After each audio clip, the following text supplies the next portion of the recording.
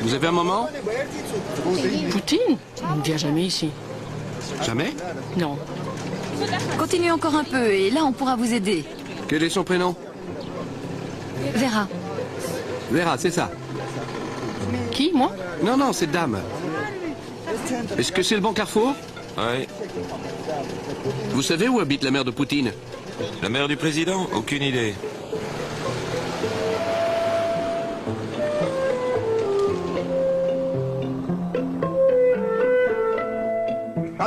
À la santé de Vera Poutine. À la Géorgie.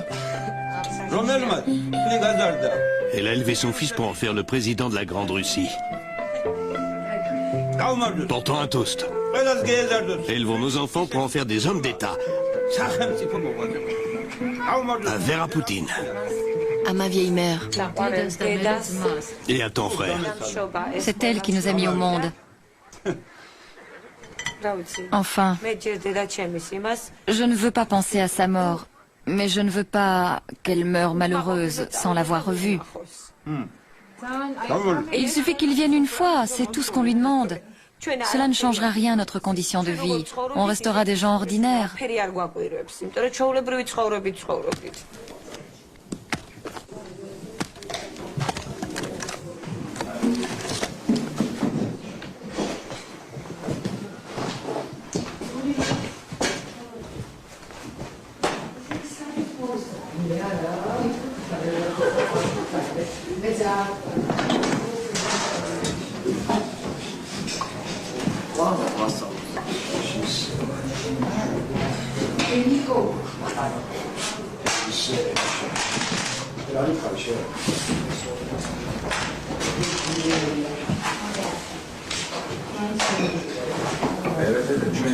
Nous savons que vous n'aimez pas en parler, mais nous allons quand même vous le demander. Comment avez-vous connu le père de Vladimir?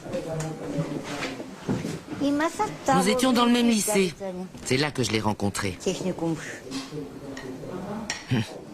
Un soir, il y a eu une fête pour toute l'école. Des garçons étaient venus aussi. C'est comme ça qu'on s'est connus. Nous avons dansé, des danses russes. Et c'est comme ça qu'on s'est rencontrés.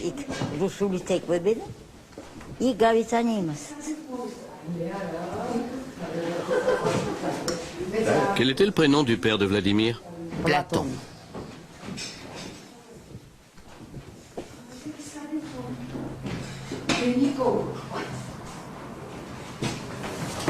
Vous avez donc fait vos études ensemble? Oui, mais nous ne suivions pas les mêmes cours. Il faisait des études d'ingénieur mécanicien et moi celles d'ingénieur électricien. Mais ça n'a pas duré longtemps. Pourquoi vous ne vous êtes pas marié? Comment? Pourquoi vous ne l'avez pas épousé? Je ne l'ai pas épousé à cause d'un colis qui est arrivé de son village. Et quand je l'ai ouvert, j'ai trouvé du porc salé accompagné d'une lettre. Une lettre de sa femme. J'ai rompu le jour même.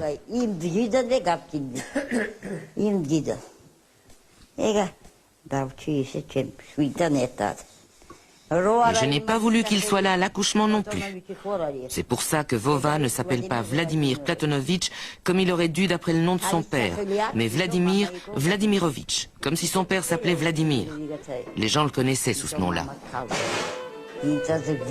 Même lui, il croit que son père s'appelait Vladimir parce que je ne lui ai jamais dit quel était le véritable nom de son père. Il l'ignore.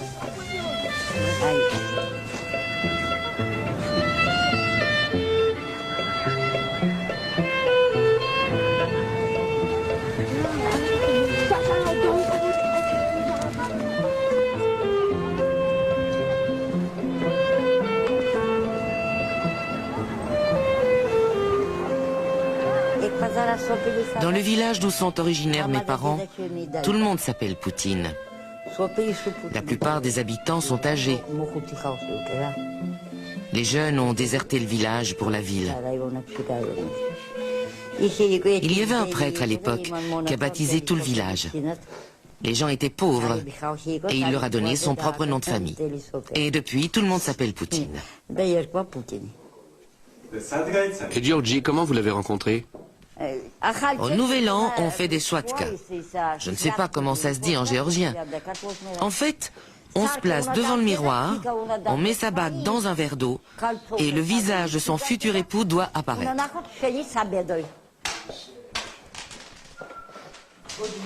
Et moi dans le verre, j'ai vu apparaître Georgi en uniforme. J'ai jeté le verre par terre parce que je n'aimais pas son allure. Plus tard, le destin m'a mené à Tashkent. Et c'est là que je l'ai rencontré. Je vivais avec d'autres filles. Nous partagions un appartement de l'usine où on travaillait. Des militaires avaient leur quartier à proximité et les filles faisaient de l'œil aux soldats. Il était parmi ces soldats. Quand je l'ai vu, je me suis dit, c'est lui. Je l'ai tout de suite reconnu. C'était le même homme que dans le verre. Et je suis resté avec lui.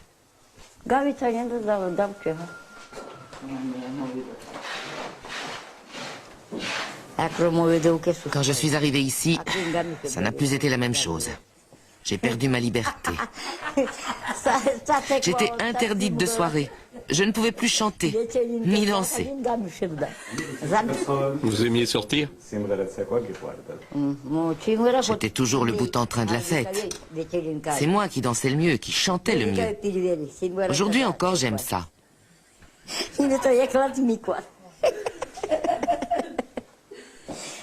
Quand j'entends de la musique, mes pieds se mettent à danser tout seuls. J'y peux rien. J'adore danser. Dis-leur que t'es occupé. Je sais qui c'est. Un moment, je reviens tout de suite. Désolée de vous déranger. Ne vous tracassez pas. Il ne mord pas. Tous les chiens mordent. Non, pas celui-ci. Je voulais vous demander quelque chose. Oui? Quand partent-ils? Après Pâques.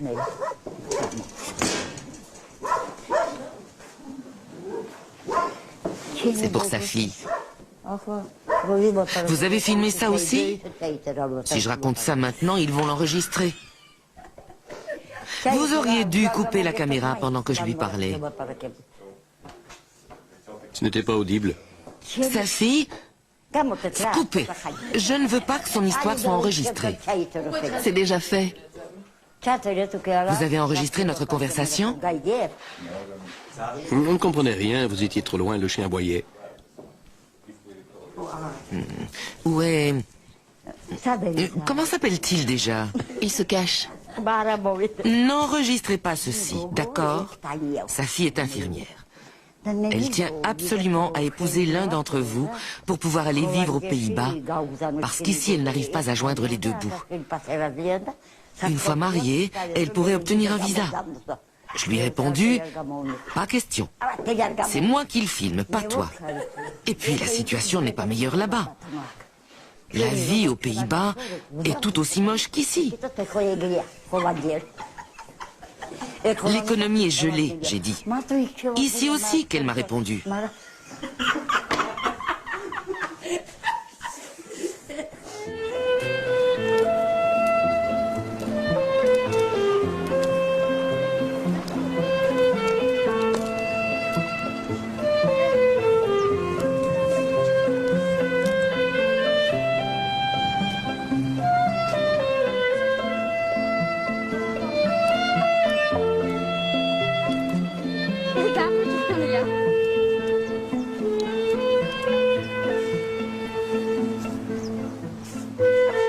Sopho, où est la photo?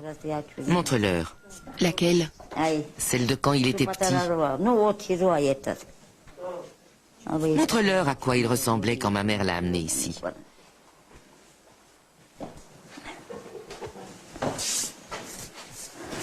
On le reconnaît bien, vous verrez. La photo date de cette époque et aujourd'hui, il est président.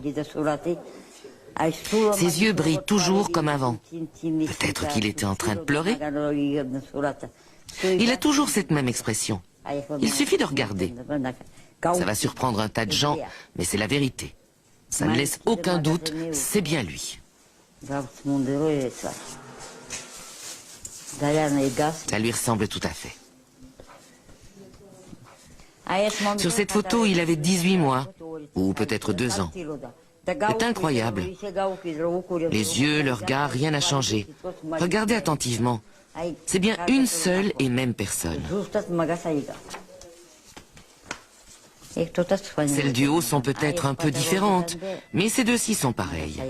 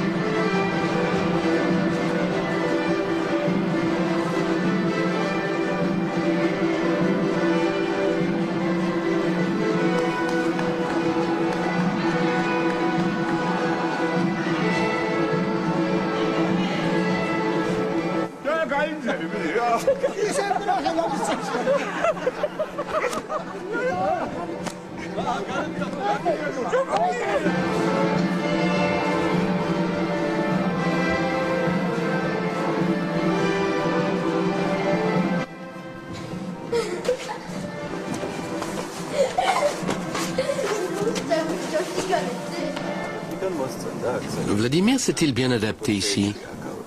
Au début, non. Mais une fois qu'il a appris le géorgien, ça a été mieux. Plus tard, il lui est encore arrivé de dire qu'il ne se plaisait pas vraiment. Il ne sait pas pourquoi. Peut-être parce que nous étions pauvres. Après l'école, il allait à la pêche avec ses amis et parfois il jouait à se battre. Il s'occupait comme ça.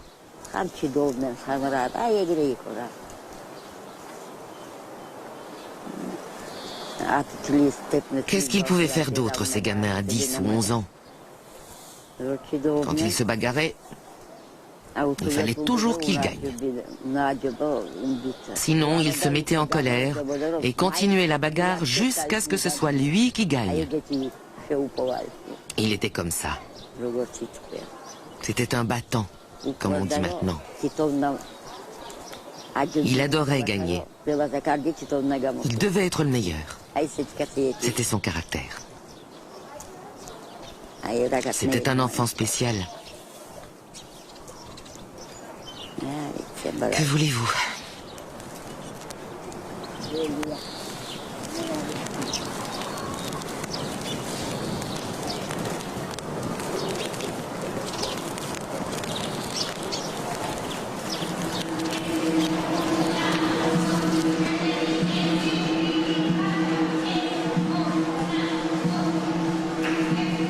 Nous l'appelions Vova. Poutine était son nom de famille. Je ne suis pas certain que ce soit une seule et même personne. Je ne peux pas le prouver. Je me souviens seulement que j'étais assis à côté d'un garçon appelé Vova. Et ça jusqu'à l'âge de 10 ans, 9 ou 10 ans. Jusqu'en quelle année? 4e. Pas jusqu'en 4e. Mais il est resté 3 ans dans notre école. Il a quitté en 4e. Mon grand-père allait parfois à la pêche avec lui. Est-ce qu'il n'y avait pas une histoire à propos d'un de ses doigts? Si, il s'est planté un hameçon. Il venait toujours se joindre aux autres, que ce soit pour la bagarre, pour chanter ou danser, en tout cas pour s'amuser. Je me souviens de Vova comme d'un garçon aux cheveux blonds et lisses, une vraie tête de russe, avec un visage long et mince.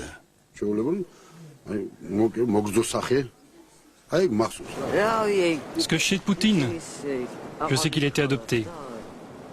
Il se faisait maltraiter. Alors il a décidé de partir. Avec Vera, la maman, on s'entendait bien. Mais avec son père, non. Par contre, sa mère, nous l'aimions beaucoup. Pourtant, imaginez, elle était russe.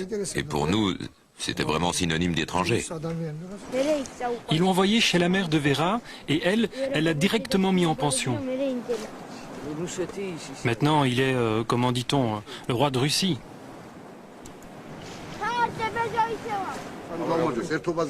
Levons notre verre à Vova. À Vladimir Poutine.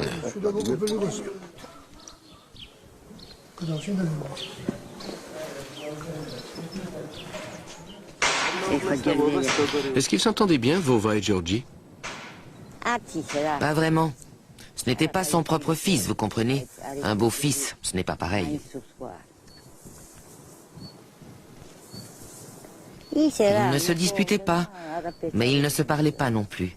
Quand j'ai dit que je voulais me rendre en Russie avec mon fils, Georgie n'a pas dit un mot. Il craignait que je ne revienne pas.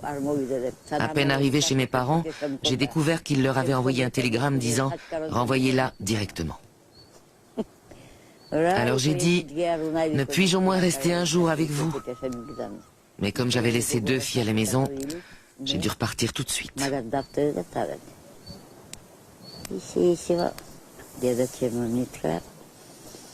Ma mère m'a dit « Va t'occuper de tes filles ou alors amène-les ici. Nous nous occuperons de Vladimir. » Ils m'ont renvoyé à cause des filles. Voilà ce qui s'est passé.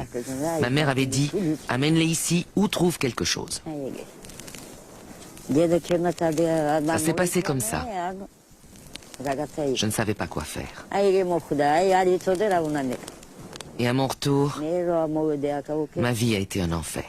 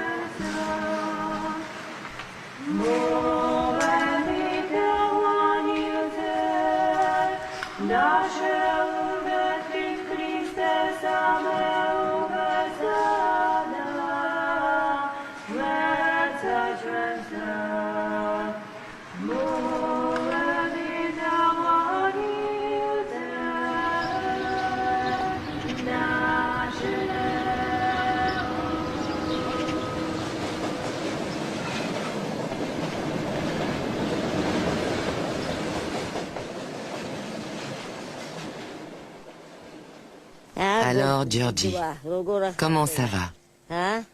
Je suis venu sur ta tombe te rendre visite. Qu'est-ce qui est arrivé à tes yeux? Ça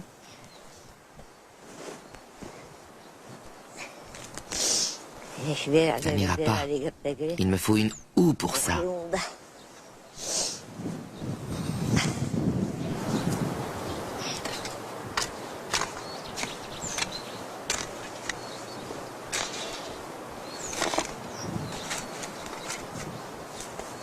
Vous rappelez-vous ce dont vous avez parlé la première fois?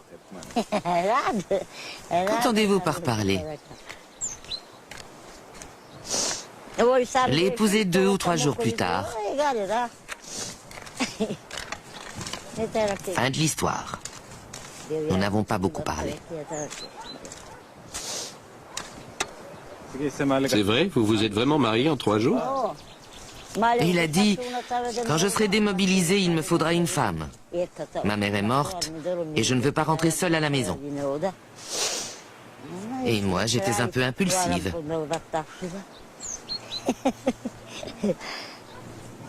Georgie savait que vous aviez un fils? Bien sûr.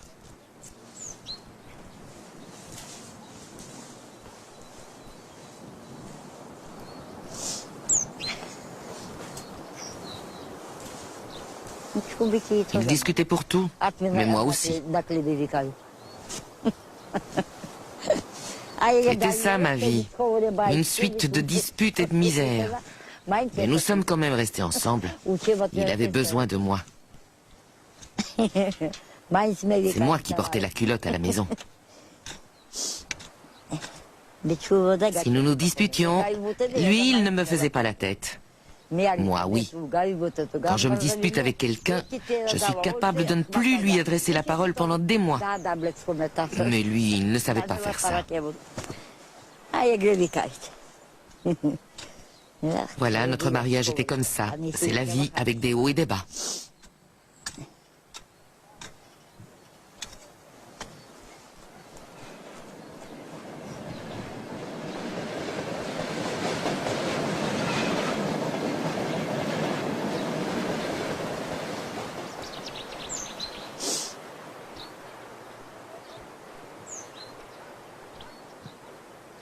Je le regrette maintenant, mais c'est trop tard.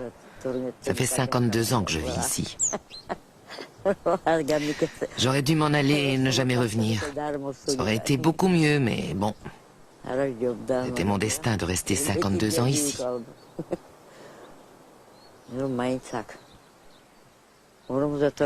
Comment j'ai pu tenir, ça je me le demande. J'ai toujours la force de continuer. Grâce à Dieu. Est-ce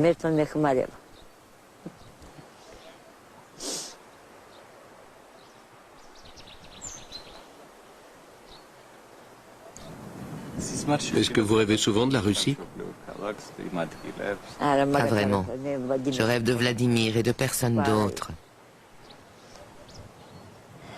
Dernièrement, j'ai rêvé qu'il revenait ici, mais qu'il ne voulait pas me parler. Alors je lui ai demandé « Pourquoi est-ce que tu m'en veux? Ce n'est pas ma faute. » Ensuite, une femme est arrivée et a dit qu'elle devait l'emmener à une fête. Je l'ai perdu de vue et je me suis réveillé. Il était parti à une soirée. Et moi, j'étais resté là, sans avoir pu lui parler.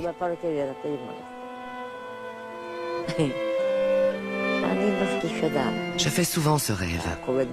Pas toutes les nuits, mais quand même. C'est peut-être à cause des cierges que j'allume pour lui à l'église. Pourquoi est-ce que je rêverais de lui sinon? Je ne sais pas.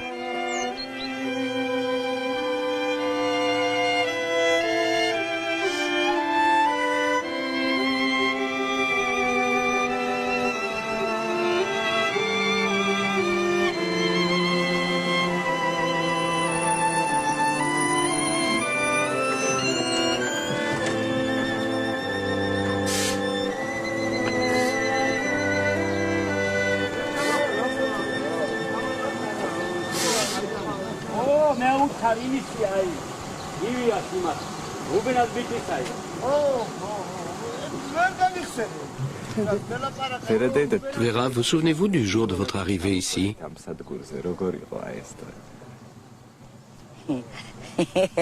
Je ne l'oublierai jamais. Il était 1h ou 2 du matin. Je suis arrivé en train. Je me suis assise sur le quai près de ma valise. J'étais appuyé dessus. Où pouvais-je aller? J'étais une totale étrangère ici. Alors un homme qui était marié à une Russe est venu vers moi. Il m'a regardé et m'a demandé « Vous venez d'où ?» J'étais enceinte. J'attendais mon 2e enfant. « Venez dormir chez nous, me dit-il. C'est dangereux de rester seul ici la nuit. » J'ai dormi une nuit chez eux. Puis celui qui allait devenir mon beau-père est arrivé avec une carriole tirée par un cheval et je suis parti pour Meteki. Georgi était encore là. Il avait l'intention de descendre en ville pour venir me chercher, mais j'étais déjà arrivé. J'avais été plus rapide que lui. Voilà comment ça s'est passé. Je n'avais pas peur. Mais j'étais plutôt surprise, car il m'avait assuré qu'il possédait une grande maison à Tbilissi. En réalité, il a fait de moi une paysanne. Il était trop tard pour retourner. Alors, nous avons construit notre propre maison. Il travaillait dans une briqueterie. Ça nous a permis d'économiser sur les briques.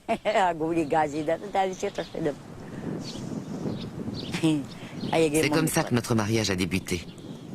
Je n'aurais jamais dû venir, mais il m'avait persuadé qu'il avait de l'argent. Et qu'est-ce que j'ai trouvé? La maison de ses parents n'avait pas de plancher et les murs n'étaient même pas plafonnés. Incroyable. Son père et sa belle-mère étaient vraiment pauvres. Qu'est-ce que je pouvais faire? Je suis restée.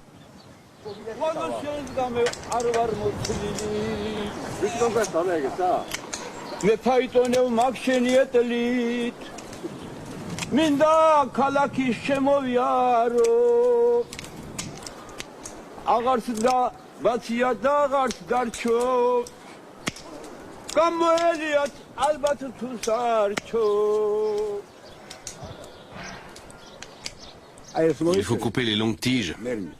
Celle-ci peut rester. Pour donner de nouvelles pousses. Celle-ci portera l'année prochaine. Regardez. Ça, c'est une branche de l'année dernière. Il faut la couper. Celle-ci aussi. Non, attends, je vais le faire.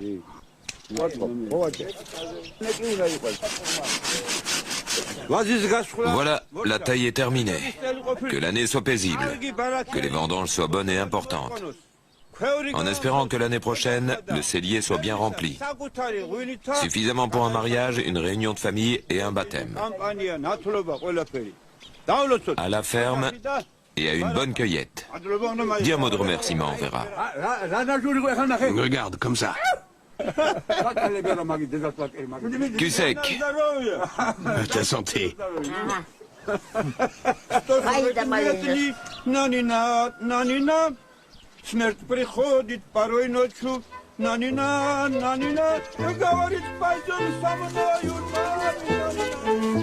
Grand-père Sirène!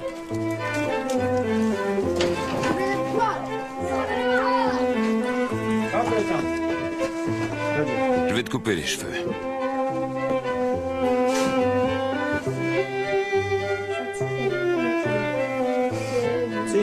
Dans le temps, il y avait deux coupes, Box et Paul Box. Nous laissions un peu de cheveux sur le devant et tout le reste était passé à la tondeuse. Aujourd'hui, il y a des tas de coupes différentes. Les gosses demandent la coupe Nanetti sans même savoir ce que c'est. Ça, c'est une Paul Box. Il y avait la Box, la Boblik, la Yozik, la Paul Box, la Vichy Box et je ne sais plus quoi d'autre. Quelle coupe faisiez-vous à Vladimir? Il avait la coupe Box. C'était un timide ou plutôt un dégourdi? Dégourdi, pas timide. On voit tout de suite la différence entre le loup et l'agneau, comme on dit. Déjà à l'époque, il avait de l'aplomb et on voyait qu'il arriverait à ses fins.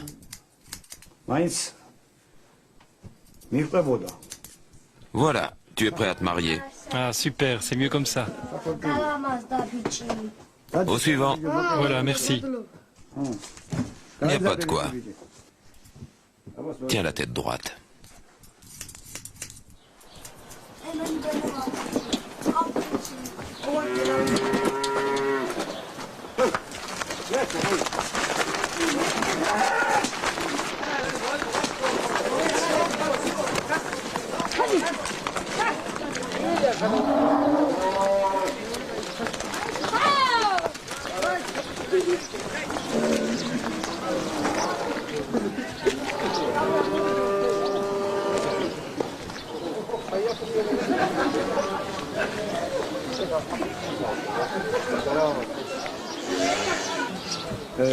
Pouvez-vous me parler de Poutine? Ma belle-sœur en sait plus que moi. Racontez-nous quelque chose. Poutine vivait ici, dans cette maison. Il se tenait toujours là, accroupi. C'était très triste. Il s'asseyait sur les talons, appuyé contre le mur, le malheureux. Pourquoi dis-tu le malheureux? Plus maintenant, mais quand il était petit. À propos de Poutine? Non, je ne sais rien. Vous êtes en train de filmer? Alors je m'en vais. Vous savez bien quelque chose, vous êtes parents? Son mari est le frère de son beau-père. Non, ce n'est pas vrai. Son demi-frère alors? Béziane et Georgie sont parents. Tu es sa tante, tu es de la même famille. Il ne se souvient sûrement pas de mon nom, il était si petit. Mais tu as des souvenirs, pas vrai? De son enfance, seulement de son enfance. Son beau-père le maltraitait. Tais-toi, sinon... Il le rossait et lui bottait les fesses, non? Vera le laissait faire. Et malgré tout, il est devenu quelqu'un. Qu'il ait une longue vie, pleine de santé et de bonheur. Il le bouclait dans la maison. Un jour, il avait si froid qu'il a appelé à l'aide. Nous étions voisins et le mur mitoyen était très mince. Il criait « Tante Lilia, aide-moi, j'ai froid, froid, froid !» C'était si triste. C'est comme ça qu'il a grandi. On le battait à coups de ceinture aussi. Il aurait dû avoir une meilleure mère, elle l'a laissé faire.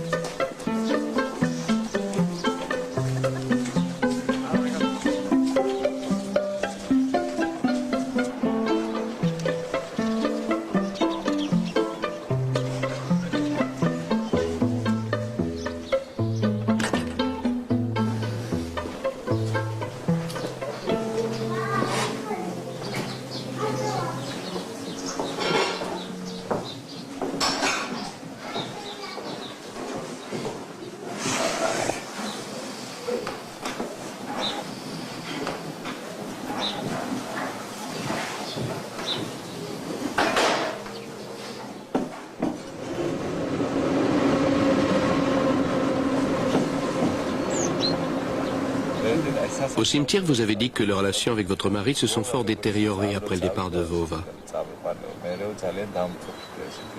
Oui, et alors? Que voulez-vous savoir?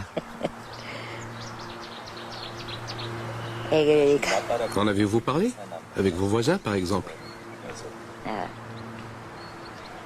Je n'ai jamais rien dit à personne. J'ai enfoui tout cela dans mon cœur.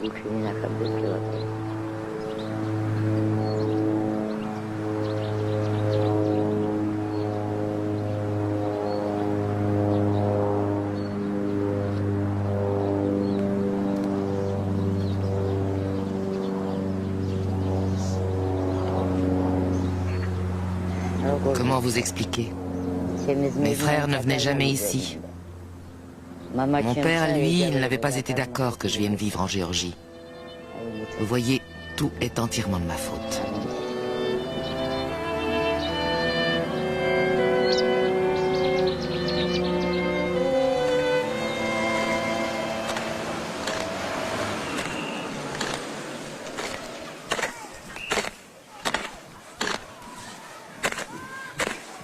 Comment avez-vous appris que votre mère était morte? J'ai reçu un télégramme. Je n'avais pas le droit de me rendre en Russie. Mais j'ai tellement crié qu'il m'a laissé partir. Elle avait été très malade et incapable de parler pendant tout un temps. Je n'ai même pas eu le droit de demander des nouvelles de Vladimir. Jusque dans la tombe, ils auront mon fils sur la conscience.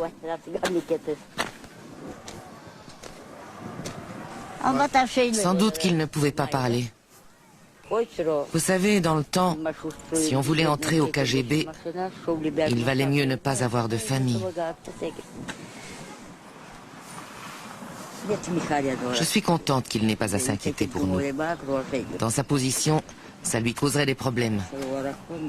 Mais il n'aurait pas dû affirmer que son père et sa mère étaient morts.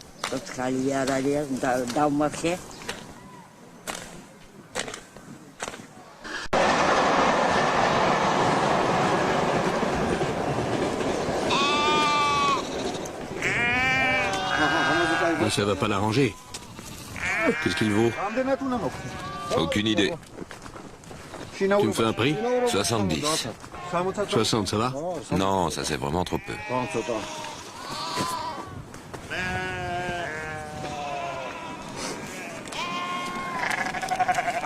Tu peux le mettre dans le coffre? Bien sûr. Je le ferme? Ouais, vas-y.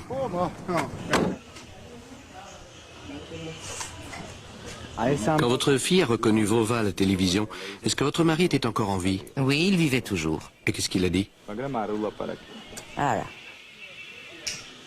Un jour, on a vu une photo de Vova dans le journal. C'était moi tout craché. Georgie a dit, regarde, il te ressemble comme 2 gouttes d'eau. Et ça a été tout. Rien de plus.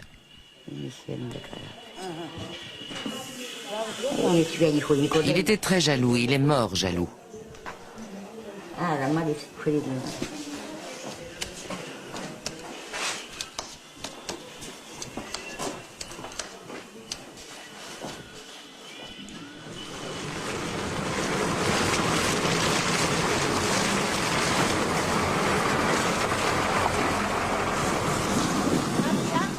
Natia, viens ici.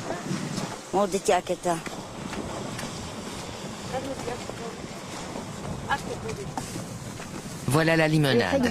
Et la bougie? J'en voudrais. Non, non, tu ne peux pas. Ouvre la bouteille. Tiens, les verres. Viens, ma fille.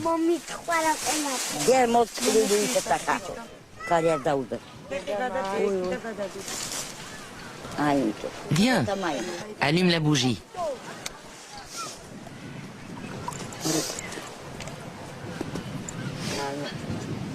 À la mémoire de Georgie. Verse-en un peu plus. Laisse la bougie.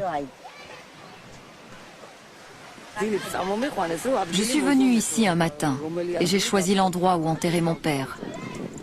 Quand ma mère a vu qu'il n'y avait que des femmes enterrées ici, elle a fait demi-tour. Ma sœur Marina l'a rattrapée et lui a demandé « Qu'est-ce qui te prend, maman ?»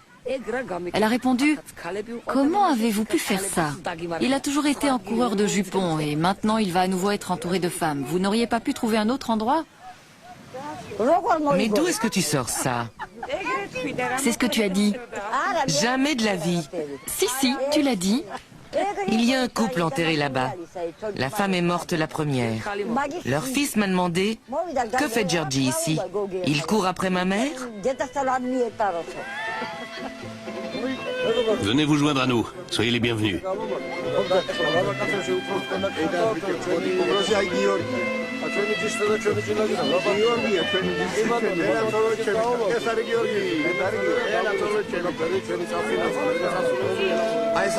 Nos traditions sont bonnes, tout comme notre peuple et notre terre.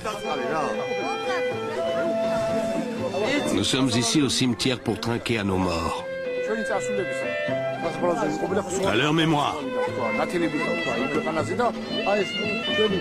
Nous offrons notre frugal mais délicieux repas à leur âme qui est au ciel. Notre Géorgie est grande. C'est elle qui a engendré ce grand homme qu'est Joseph Staline. Un homme noble qui a défendu le monde contre les oppresseurs. Buvons à la santé de Staline.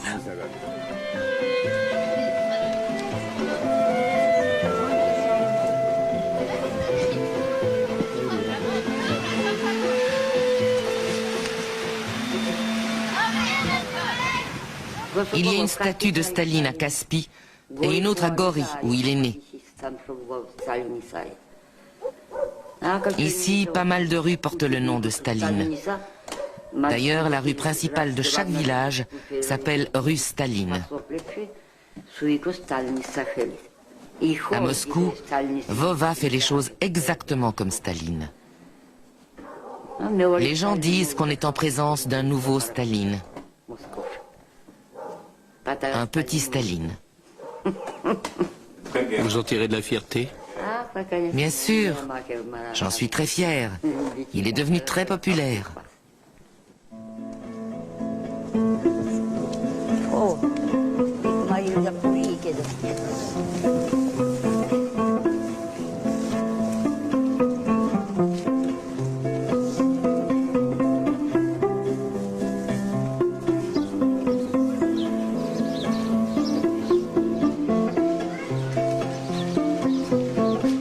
Je crois en Dieu, mais je n'ai pas confiance en ce prêtre.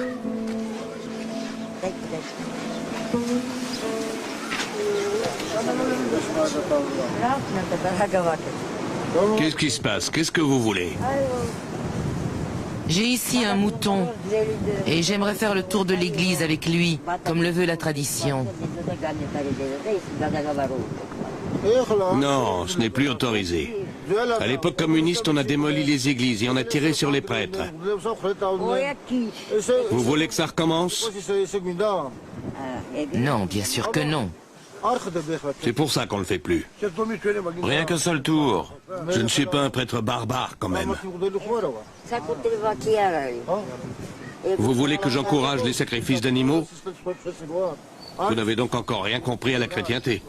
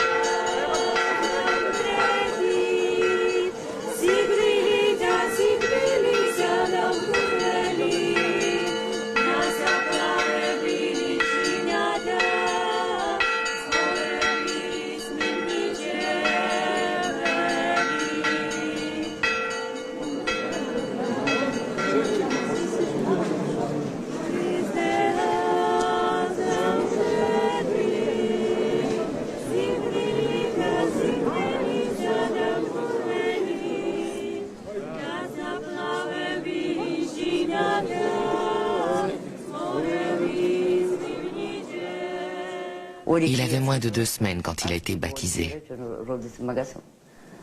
à l'église.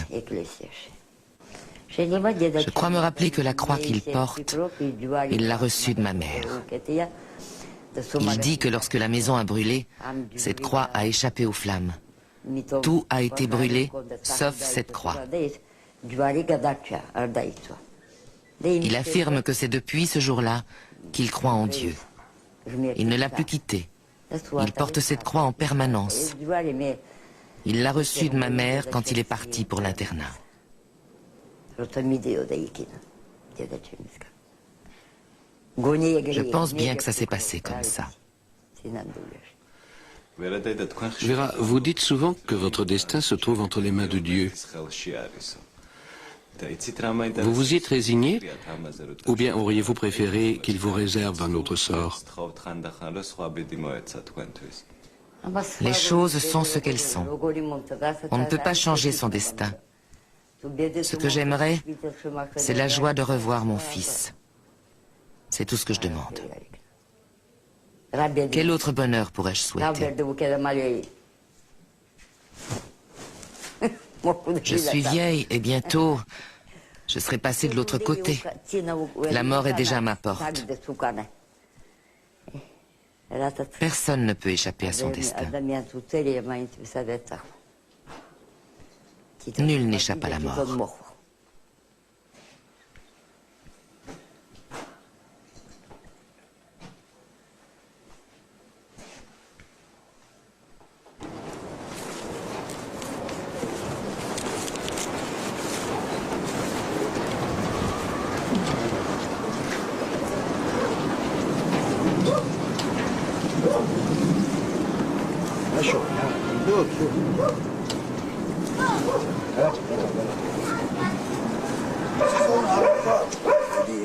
Trinquons aux moutons. Bonne fête de Pâques.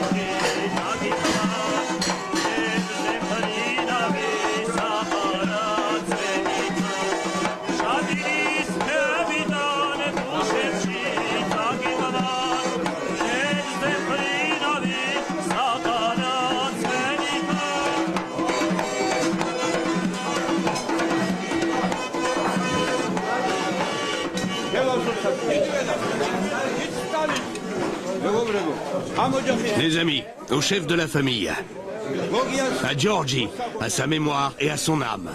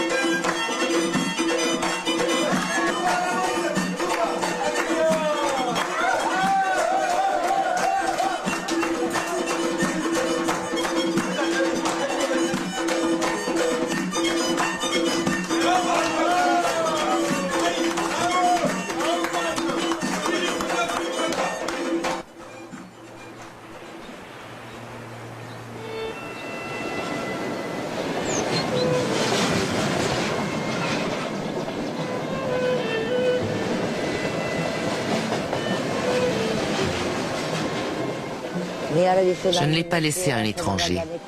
Je l'ai confié à ma mère. Elle avait dit, laisse-le ici avec moi. Après, je ne sais pas où il est allé. Il aurait pu me prévenir. Il savait où j'habitais. Maman, je suis ici maintenant. Ne dis à personne que tu es ma mère. Ne viens jamais non plus. Je ne savais pas qu'il était arrivé si haut. Comment l'aurais-je su? Quand je l'ai appris, j'ai été émerveillée.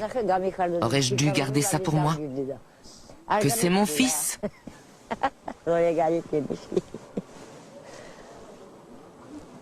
J'ai commis une erreur, je l'admets. C'est pour cela qu'il est fâché sur moi maintenant. Nous n'avons jamais été le voir, jamais demandé de ses nouvelles. Mais comment aurions-nous pu? C'est comme ça. Et ce que l'avenir nous réserve, je l'ignore.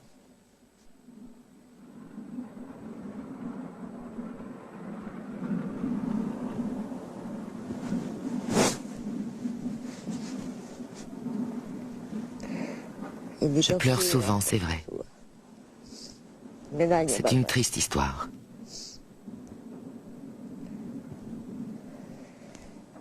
Mais que voulez-vous? On ne peut rien y faire. Notre vie est toute tracée à l'avance, et il faut bien suivre son destin.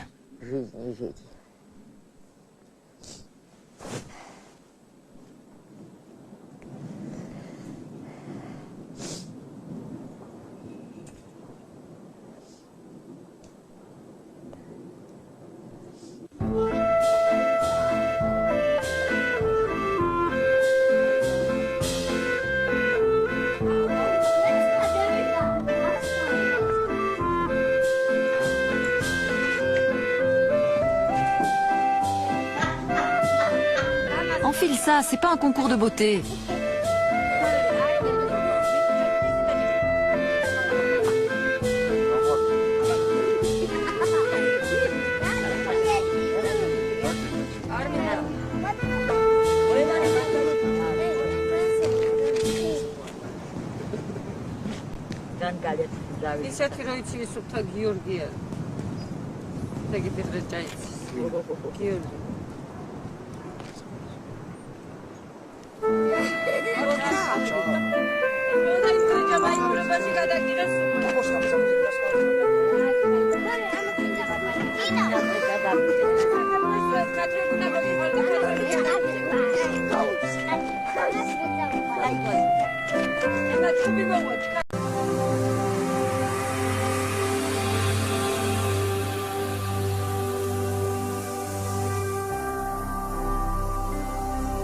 Jésus-Christ TV,